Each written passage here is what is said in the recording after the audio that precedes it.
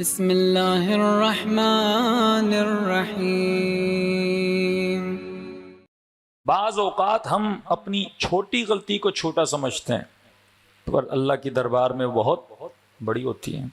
بعض اوقات اپنی چھوٹی نیکی کو چھوٹا سمجھتے ہیں لیکن اللہ کی دربار میں بہت۔ نبی کا ایک صحابی نماز جماعت پڑھنے کا بڑا شوق تھا، دوڑا دوڑا آیا بیچارہ اپنے کام نپٹا کے میں مسجد پہنچوں اور رسول خدا کے پیچھے نماز پڑھوں۔ کہتا ہے جب دوڑا دوڑا وہاں پہنچا تو دیکھا لوگ مسجد سے نکل رہے تھے اور نماز جماعت ختم ہو چکی تھی۔ اس نے ایک آہ حسرت بھری کہ اے کاش میں جماعت میں شریک ہوتا، ثواب میں نے چھوٹ گیا مجھ سے۔ کہتے دوسرا نبی کا پیارا صحابی نکل رہا تھا، جب دیکھا کہ بھئی اتنی آہ حسرت کیوں بھر رہے ہو، کہ نماز مس ہو گئی مجھ سے۔ اس نے کہا ایک کام کرتے ہیں، جو میں نے نماز پڑھی ہے وہ ثواب تجھے دیتا ہوں، اور یہ جو تو نے آہ حسرت بھری ہے یہ مجھے دو۔ اس نے کہا جماعت کا اتنا ثواب ہاں مجھے دو۔ انہوں نے لین دین کی، یہ خوش ہو کے گھر گیا۔ رات کو کہتا ہے عالم خواب میں نے دیکھا خدا نے مجھے اس آہ حسرت کا ثواب بھی دکھایا اور نماز جماعت کا ثواب بھی دکھایا۔ اس ایک آہ کا ثواب 100 گنا زیادہ تھا جماعت کے ثواب کے برابر۔ ہاں؟ کبھی کبھی چھوٹی چیز آپ کی بڑی اہمیت حاصل ہوتی ہے۔ یہ عجیب ہے، بعض اوقات سنتے ہوئے تعجب لگتا ہے۔ کہتے ہیں 5-6 دن رسول خدا پہ وحی نہیں آ رہی، رسول خدا بھی پریشان، پروردگارہ وحی، رابطہ زمین اور آسمان گویا منقطع، اصحاب پریشان، یا رسول اللہ وحی کیوں نہیں آ رہی؟ حضرت جبرائیل نے کہا یا رسول اللہ کچھ افراد ہیں آپ کے ارد گرد جو اپنے ناخن نہیں کاٹ رہے، جو صفائی کا خیال نہیں رکھ رہے، لہٰذا خدا نے وحی کو کیا کر دیا ہے؟ منقطع کر دیا ہے۔ کبھی کبھی ایک چھوٹی چیز اتنی قابل اہمیت ہوتی ہے کہ آپ تصور نہیں کر سکتے۔ رسول خدا اپنے کھانے پہ اتنا خرچہ نہیں کرتے تھے جتنا عطر پہ خرچہ کرتے تھے، کہ ہفتے میں اگر کھانے کا بل 2000 آتا تھا تو رسول خدا جو مشک لیتے تھے، جو عطر لیتے تھے، اس کا خرچہ مثلا 3000 ہوتا تھا، 4000 ہوتا تھا۔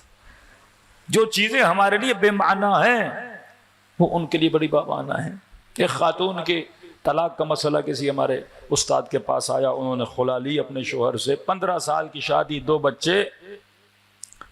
تو کہا کہ جناب آپ کیوں الگ ہو رہی ہیں؟ کہ 15 سال اس کو سمجھا کر تھک گئی ہوں، اور میرے وجود میں اب اس کے لیے نفرت پیدا ہو گئی ہے کہ بھائی اس نے کیا کیا ہے کہ مولانا برش تک نہیں کرتا، اس کے منہ سے بدبو آتی ہے، اس کے بدن سے بدبو آتی ہے، اس کے بولا ہے بھائی کوئی بیماری ہے جا ڈاکٹر کے پاس علاج کرا، پیسے نہیں ہیں ہم پیسے دیتے ہیں، لیکن اتنا لاپرواہ ہے علاج نہیں کرتا۔ کسی شادی پہ جانا ہو، انسان 100 قسم کے سنگھار، 100 قسم کی خوشبوئیں، 100 قسم کی تیاری، لیکن بندہ گھر میں بیٹھا رہے اور ان چیزوں کا خیال نہ کرے۔ ہمارے لیے چیزیں بڑی معمولی ہیں لیکن اللہ کی دربار میں چھوٹی چھوٹی چیزیں بھی کبھی بڑی حامل حیثیت ہوتی ہیں۔ آغا حسن زادہ عاملی شاگرد ہیں آغا طباطبائی کے، صاحب کتاب المیزان۔ ان کی عادت تھی جب گرمیوں کا موسم آتا تھا تو یہ آمل جاتے تھے، آمل کے تھے، آمل شمال کی طرف ہے، سرسبز علاقہ ہے، پھر سارے شاگرد بھی آمل چلے جاتے تھے۔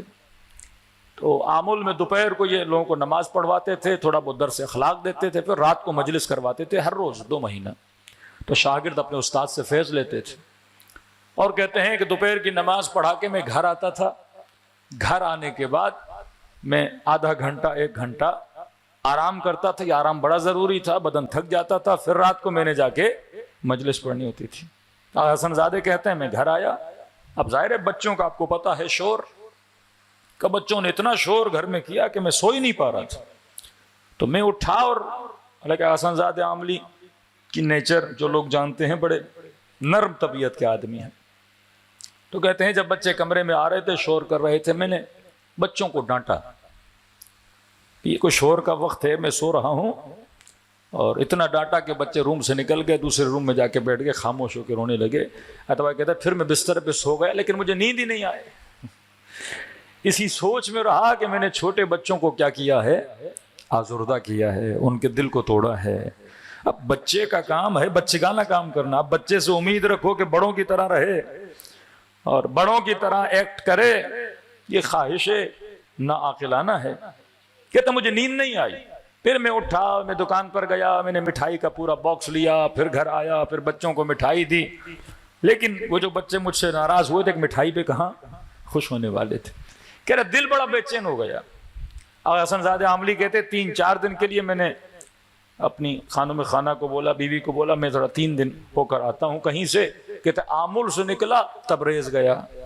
تبریز میں رہتے تھے آغائے طباطبائی کے بھائی, آغائے حسین طباطبائی, آغائے حسن طباطبائی. وہ بھی بڑے صاحب کرامت تھے اور لیکن اتنے مشہور نہیں تھے. آغائے طباطبائی کی تفسیر المیزان لکھی ہے تو ان کو شہرت دی, وہ اتنے مشہور نہیں تھے. لیکن کہتے ہیں یا ان کے ہم پلہ تھے لیکن ان سے کم بھی نہیں تھے.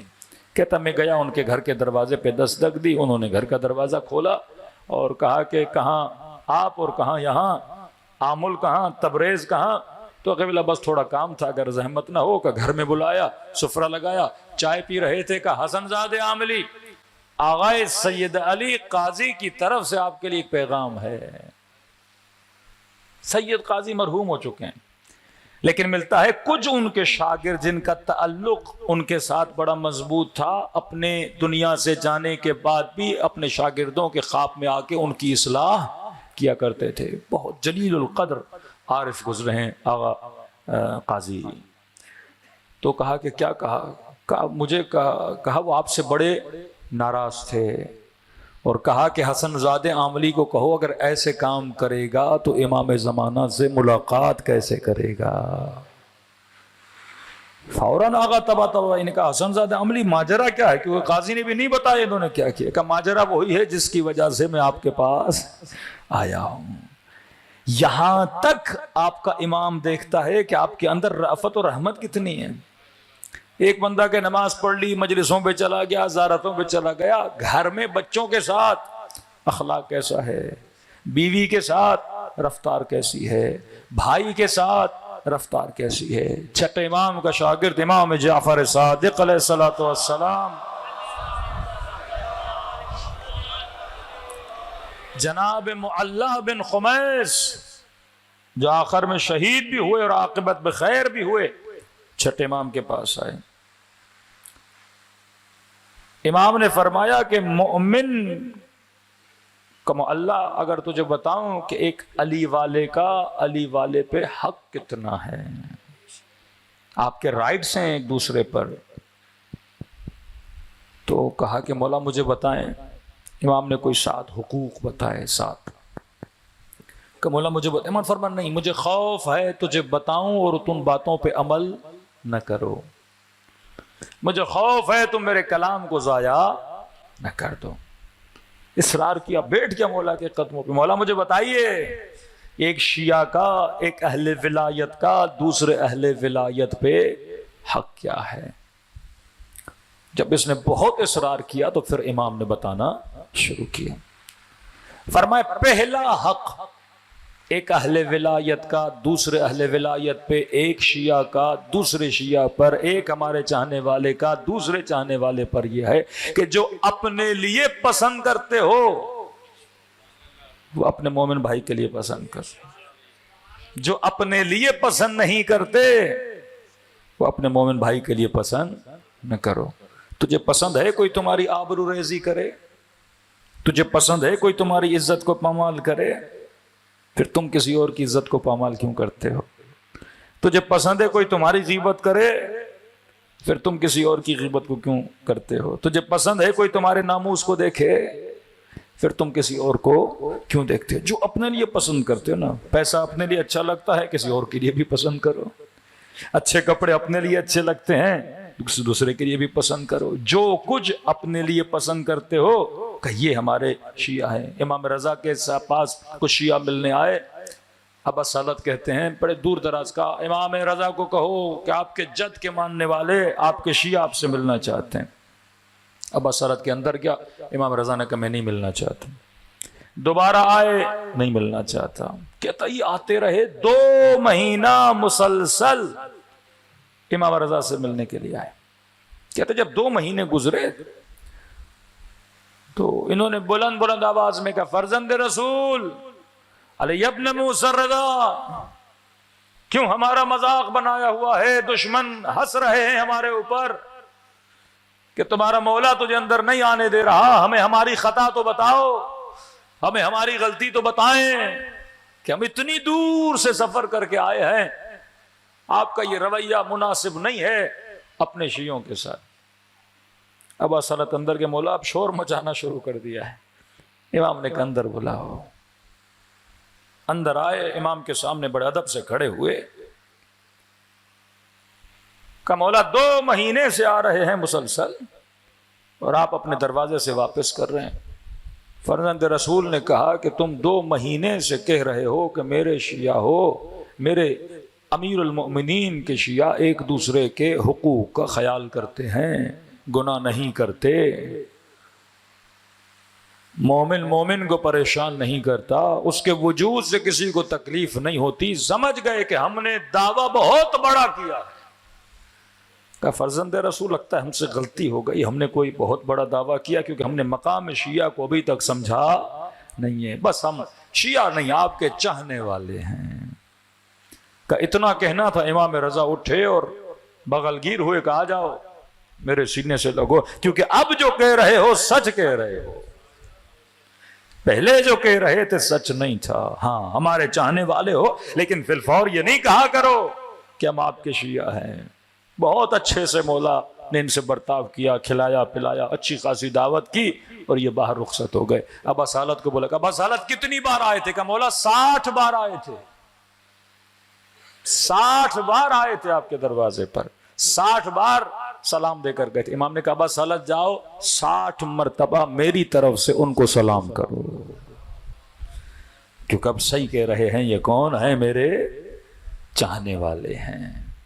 احواز سے مومن گیا امام کے پاس، چھٹے امام کے پاس، مولا میں بدبخت ہو گیا۔ کیا ہوا؟ مولا وقت کے حاکم نے میرے اوپر کوئی 50,000 درہم کا ٹیکس لگا دیا، میں غریب آدمی اتنا پیسہ کہاں سے دوں گا؟ مولا نہ دوں تو جیل ہو جائے، میرے بچے لٹ گئے، میں مر گیا۔ تو امام فرمایا ہم کیا کریں؟ کہ مولا سننے کو آیا ہے وہاں کا جو حاکم ہے وہ آپ کا چاہنے والا ہے، آپ اگر سفارش کر دیں۔ تو امام نے خط لکھا، بسم اللہ الرحمن الرحیم، اپنے مومن بھائی کا دل خوش کرو، خدا تجھے خوش کرے گا۔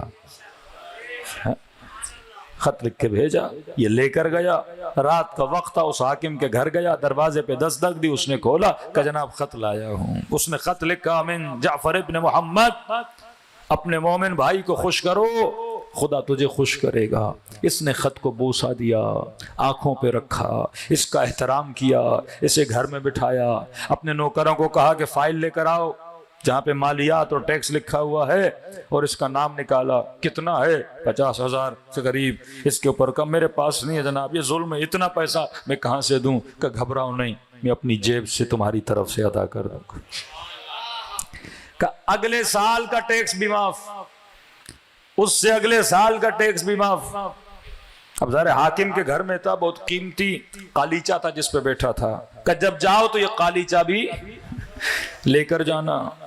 ایک سواری کھڑی تھی بڑی خوبصورت، اپنے غلام کو کہا جب جائے تو یہ مرکب بھی اسے دے دینا۔ پھر اپنے جیب سے کچھ پیسے نکالے، اسے دیے، کہ بس اتنا بتا خوش ہوئے کہ نہیں؟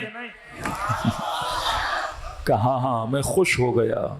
یہ مومن کہتا ہے 1 سال گزرا، اس سے اگلا سال گزرا، دونوں سال اس نے مجھ سے ٹیکس معاف کیا۔ اس کے بعد مدینے گیا، چھٹے امام سے ملاقات ہوئی تو امام نے پوچھا کہ کیا ہوا؟ کہ مولا اس نے مجھے خوش کیا، یہ دیا وہ دیا۔ کہ جب دیکھا تو چھٹے امام کے چہرے پہ بھی خوشی کے آثار تھے۔ کہ مولا آپ بھی خوش ہوئے؟ کہ جب کوئی میرے شیعہ کو خوش کرتا ہے تو ہمیں بھی خوشی ہوتی ہے۔